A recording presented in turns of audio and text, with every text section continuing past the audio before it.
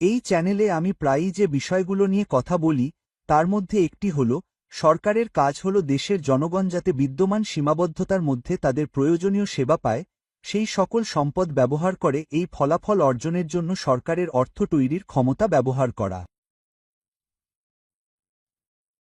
যদি আপনি আমার রাজনৈতিক চিন্তাভাবনার পুরোটা সারসংক্ষেপ করতে চান তাহলে আমি এটিকে একটি বাক্যে তুলে ধরছি, এটাই। আমি বিশ্বাস করি জনগণের সেবক হওয়া এবং চাহিদা পূরণ করা সরকারের কাজ। এবং এখনই কেন এটি ব্যর্থ হচ্ছে তার একটি বাস্তব উদাহরণ আমি দিতে পারি। এই মুহূর্তে এর ভেতরে হাসপাতালগুলিতে কর্তনের ফলে সরকার কর্তৃক পছন্দের ভিত্তিতে ডাক্তারদের অপ্রয়োজনীয় পথ ছাঁটাই করা হচ্ছে। তরুণ ডাক্তারদের তাদের ক্যারিয়ার আরও এগিয়ে নেওয়া হচ্ছে না, বরং হাজার হাজার ডাক্তারকে অপ্রয়োজনীয় করা হচ্ছে কারণ সরকার সিদ্ধান্ত নিয়েছে যে তারা হাসপাতাল বা জিপি প্র্যাকটিসে তাদের উন্নয়নের জন্য অর্থায়ন করবে না। যদিও এমন কিছু মানুষ আছেন যারা যত্ন, নিয়োগ এবং আক্ষরিক অর্থেই চিকিৎসার জন্য চিৎকার করছেন যা অন্যথায় অনুপলব্ধ হবে।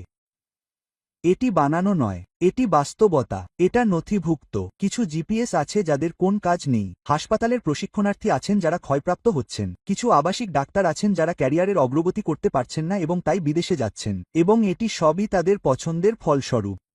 এবং এটি এনএইচএসের উপর কঠোরতা আরোপের জন্য সরকারের পছন্দের ফলস্বরূপ। যখন আপনি আমাদের স্বাস্থ্য সচিব ওয়েস্ট স্ট্রিটের মতো লোকদের বলতে শুনবেন যে আমাদের নতুন ডাক্তারদের প্রশিক্ষণ দেওয়ার জন্য অপেক্ষা করতে হবে, তখন তিনি সম্পূর্ণ অর্থহীন কথা বলছেন। এই মুহূর্তে আমাদের দেশে নতুন ডাক্তারদের প্রশিক্ষণ দেওয়ার দরকার নেই যাতে আরও ডাক্তার কাজ করতে পারেন। এমন হাজার হাজার লোক আছেন যারা কাজ খুঁজছেন যারা তাদের একমাত্র সম্ভাব্য নিয়োগকর্তা অর্থাৎ এনএইচএস দিয়ে তা পেতে পারেন না, কারণ সরকার আক্ষরিক অর্থেই নগদ অর্থের সাথে অংশ নেবে না। কিন্তু নগদ অর্থ পাওয়া যায়। আমি বারবার ব্যাখ্যা করছি যে সরকার এই দেশে অর্থ তৈরি করতে পারে যাতে পরিষেবা প্রদানের জন্য লোক নিয়োগ করা যায় যদি সেই কার্যকলাপটি করার জন্য সংস্থান থাকে, এবং সংজ্ঞা অনুসারে যদি বেকার ডাক্তার থাকে তবে সেই সংস্থানগুলি বিদ্যমান থাকে। অতএব লোকেদের উন্নত করার জন্য সেই পরিষেবা প্রদানের জন্য সেই অর্থ তৈরি করা কেবলমাত্র ব্যাংক অফ ইংল্যান্ডকে অর্থ প্রদান করতে বলার মাধ্যমেই সম্ভব। আর এর ফলে মুদ্রাস্ফীতি দেখা দেবে না, কারণ এই লোকেরা প্রথমে কর দেবে এবং দ্বিতীয়ত তারা বেকার লোকদের কাজে ফিরিয়ে আনবে কারণ তারা আরও ভালো থাকবে এবং ফলস্বরূপ সরকার আরও ভালো থাকবে। এটা খুবই অযৌক্তিক। এটা এমন নয় যে টাকা পাওয়া যাচ্ছে না কারণ সরকার সবসময় টাকা তৈরি করতে পারে। এটা আসলে একটি সত্য যে এই পরিস্থিতিতে যদি সরকার টাকা তৈরি করে এবং লোকেদের ডাক্তার হিসেবে কাজ করাত তাহলে সরকারের কাছে আরও টাকা পাওয়া যেত। তবুও তারা সেই সিদ্ধান্ত নেবে না কারণ তাদের মতবাদ হল যে তাদের হিসাব নিকাশের ভারসাম্য বজায় রাখতে হবে একটি নির্দিষ্ট সময়ে যা র্যাচেলরি এবং অফিস ফর বাজেট রেসপন্সিবিলিটির মধ্যে নির্ধারিত হয়েছে। ফলস্বরূপ যদি আপনার সাহায্যের প্রয়োজন হয় তবে তারা আপনাকে সাহায্য করার জন্য কিছুই করবে না। এখন এটি একটি রাজনৈতিক পছন্দ, এটি আপনাকে কষ্ট দেওয়ার জন্য একটি রাজনৈতিক পছন্দ, এটি একটি রাজনৈতিক পছন্দ যা গোড়া অর্থনৈতিক এবং রাজনৈতিক কারণে বেছে নেওয়া হয়েছে যা বলে যে সরকারের আকার সংকুচিত হওয়া উচিত, যখন আপনার প্রয়োজন হয় তখন আপনার সাহায্য নেওয়া উচিত নয়। এটি মানুষকে বেকার রাখার জন্য একটি রাজনৈতিক পছন্দ। সরকারের এই সমস্ত সিদ্ধান্ত একেবারেই অগ্রহণযোগ্য। আধুনিক মুদ্রা তত্ত্বের নীতিমালা মেনে না নেওয়া সরকার এটাই করে। আধুনিক মুদ্রা ব্যবস্থা, যা আমি বলতে পছন্দ করি, সহজভাবে বলে যে কোনো সরকার তার অর্থনীতির অতিরিক্ত সম্পদ ব্যবহারের জন্য অর্থ তৈরি করতে পারে এবং মুদ্রাস্ফীতি হবে না। কিন্তু যদি তারা এখনও সম্পদ ব্যবহারের জন্য ব্যবহার করতে চায় এবং মুদ্রাস্ফীতির ঝুঁকি থাকতে পারে, তাহলে তারা কর বৃদ্ধি করে সম্পদগুলিকে অপরিহার্য কাজে পুনর্বণ্টন করতে পারে, যা অপ্রয়োজনীয় কাজ থেকে সরিয়ে দেয়।